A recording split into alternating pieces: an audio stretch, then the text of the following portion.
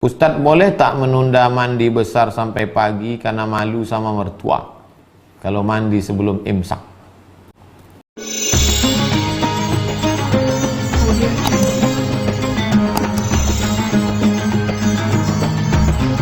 Baiklah jamaah yang dimuliakan Allah, kita akan jawab pertanyaan pertama. Ibu Purwi Astuti. Assalamualaikum Ustaz. Waalaikumsalam. Bagaimana sikap kita terhadap orang tua yang masih non muslim, yang selalu saja bersikap tidak baik ke kita? Ibu Purwi Astuti, ibu tetap datang ke rumahnya, ke rumah ayah dan ibu yang non muslim itu. Datang ke rumahnya, sanggup sebulan 2 kali, datang sebulan 2 kali. Papa, mama, saya belum bisa datang setiap seminggu sekali karena setiap hari Ahad saya dengan anak dan suami di rumah. Tapi untuk hari Ahad kedua dan Ahad keempat jangan, tak ada duit, nanti payah beli buah. Papa, mama, Ahad pertama, Ahad ketiga kami datang. Ahad pertama datang ke situ karena duit masih ada, gaji. Ahad ketiga, Ahad keempat sudah tak ada duit. Papa, mama, kami tetap datang Ahad pertama dengan Ahad ketiga. Datang. Belikan buah, belikan makanan, belikan yang sesuai kemampuan. Sampai di rumah itu, selamat pagi, selamat sore, selamat siang, cium tangannya, peluk dia, dengarkan ceritanya. Dicaci makinya engkau, Ibu Purwi Astuti, dasar kau binatang, monyet kau, diam aja. Jurusnya diam aja. Tahan-tahankanlah. Anggap aja dengar radio rusak. Dah habis selesai agak 1 jam, permisi. Terima kasih mama, ada tambahan. Nah, anak kurang ngajar, pergi pulang. Tetap salami dia. Nanti hari Ahad ketiga datang lagi. Jangan bosan. Malam-malam menangislah. Jangan di depan dia menangis, karena dia makhluk. Dia manusia. Menangislah di hadapan Allah. Tahajud tengah malam, menangis di hadapan Allah. Berilah hidayah hambamu ini ya Allah. Rupanya sulit bagi Allah untuk memberikan hidayah pada ayah ibumu itu, Ibu Purwi Astuti. Senang aja. Qalbul mu'min baina asabi'ir rahman. Hati orang beriman itu di jari jemari seperti membolak-balikkan duit logam. Mudah. Kenapa tak diberinya hidayah langsung? Dia ingin melihat Ibu Purwi Astuti dapat pahala yang besar. Malam-malam berdoa, ya Allah, berikanlah hidayah orang tuaku ini, ya Allah. Sampai 2. Ibu Purwi Astuti mati duluan atau mereka mati duluan. Tak ada kemungkinan yang ketiga. Hanya ada 2 kemungkinan. Pakailah jurus saya itu. 2. Pak M. Zainur Rifah. Ustadz, boleh tak menunda mandi besar sampai pagi karena malu sama mertua kalau mandi sebelum imsak?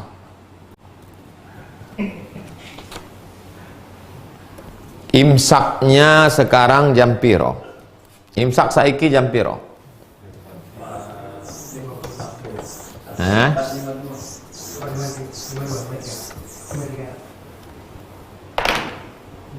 Imsak di Pekanbaru Riau jam 4.49.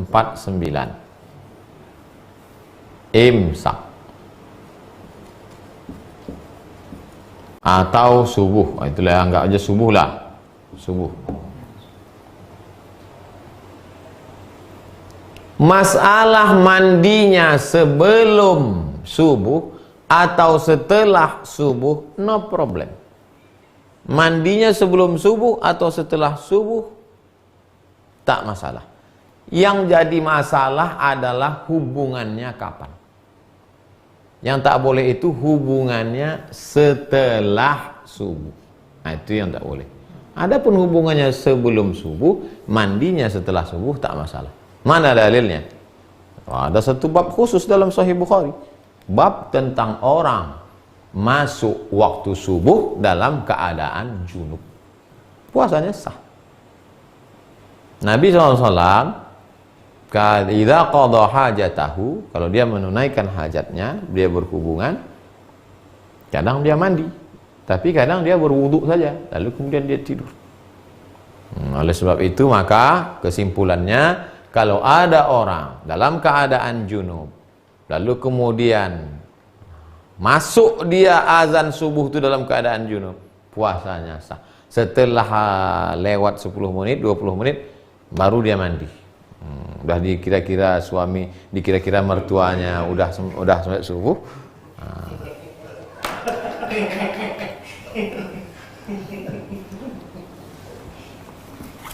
Begitu Pak Zainur Rifah. Ustadz, apa hukum mencicipi masakan di ujung lidah ketika puasa tapi tidak sampai ditelan? Yang membolehkan mencicipi masakan itu mazhab Hambali, karena rasa itu di ujung lidah. Ada di sini sensor perasa di ujung. Nah, asin, asam, pahit di ujung. Nah, asal terasa. Habis itu ludah lah. Tuh. Karena yang dimaksud membatalkan puasa itu adalah idkhalu syai' ilal jauf. Idkhalu syai' ilal jauf. Memasukkan sesuatu ke dalam rongga. Yang dimaksud dengan rongga itu apa? Yang dimaksud rongga itu adalah ma'idah, lambung, wal am'a, usus, lambung. Mencicipi itu di ujung sedikit. Nah, itu pendapat mengatakan tak batal. Tapi saya pribadi tidak mengamalkan. Saya kalau masak bulan puasa, saya agak-agak aja dengan garam. Nah, udah. Tak pernah saya cicipi. Seumur umur saya tak pernah mencicipi bulan puasa. Tak pernah cicip. Tapi perlu saya ceritakan, mana tahu nanti ada dengar ceramah. Ada ustadz yang boleh kan? Nah, itu dia pakai satu qaul, satu pendapat dalam mazhab Hambali. Alasannya apa? Ya itu alasannya. Tapi saya kalau dalam masalah fikih saya termasuk yang ketat. Maka saya tidak. Tapi ada ustadz kami mengatakan mencicipi aja pun batal Pak Ustadz. Mungkin 2 kilo pula dicicip.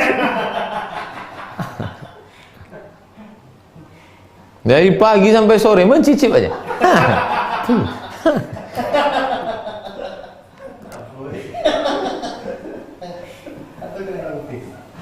Empat, Ustadz, bagaimana cara menghadapi suami yang sering sensitif sejak kena PHK?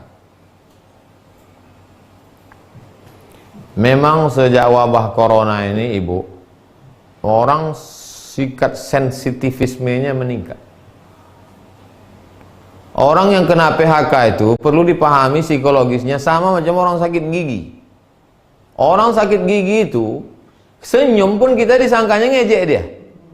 Senyum kita, hai, apa kau ejek-ejek aku? Nyanyi pun kita risau dia. Apalagi nyanyi lebih baik sakit gigi daripada sakit hati. Jadi ibu pandai-pandailah sekarang. Pandai-pandai. Nampak dia macam agak-agak mengamuk, jauh sedikit. Udah agak-agak dingin, dekat. Apalagi udah dekat azan-azan maghrib.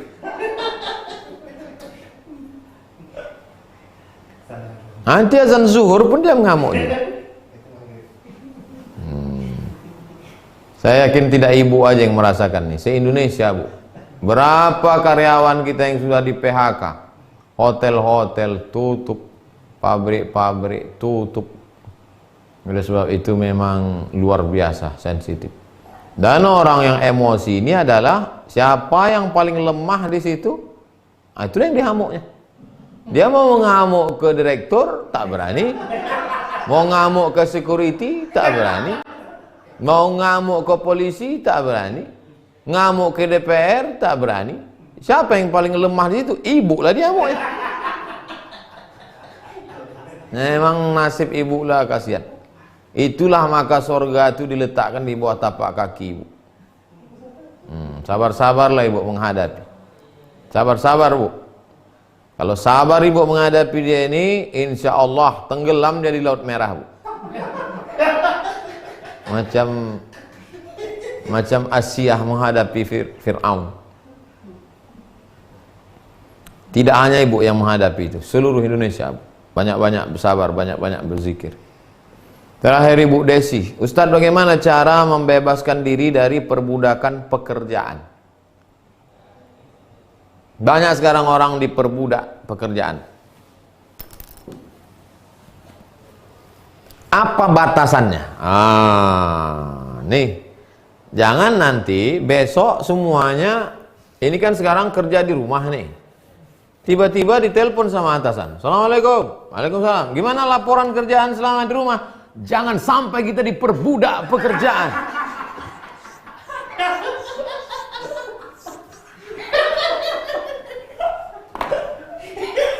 Bapak, tahu Bapak, kita ini jangan sampai diperbudak. Bukan itu maksudnya. Batasannya apa?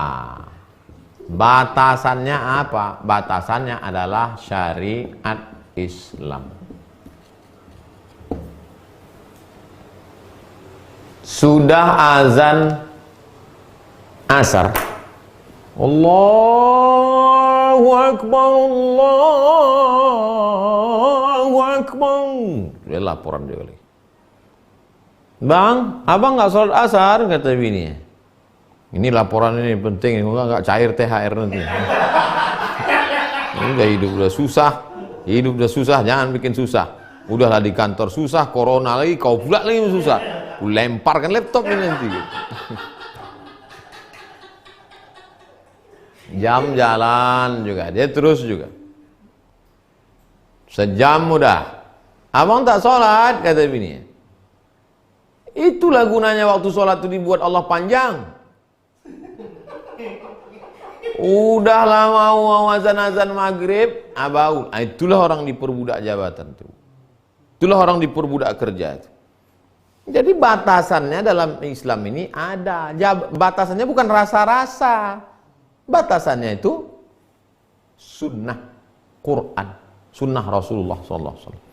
Jadi kalau bapak masih rajin kerja, saya Pak Ustadz suami saya itu rajin betul kerja, itu nampaknya diperbudak kantor dia itu. Enggak, karena dia masih tidak meninggalkan syariat.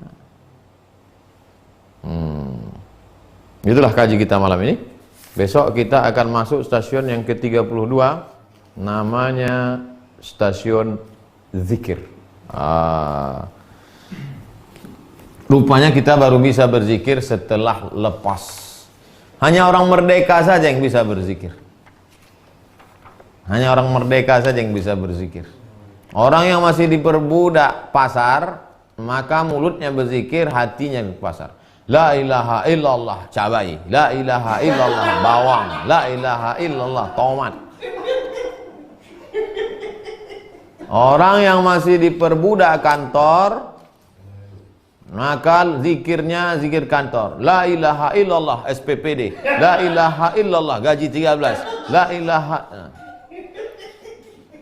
Jadi yang bisa berzikir itu orang yang sudah hurriyah. Ini nyusunnya ini bukan tanggung-tanggung nyusun.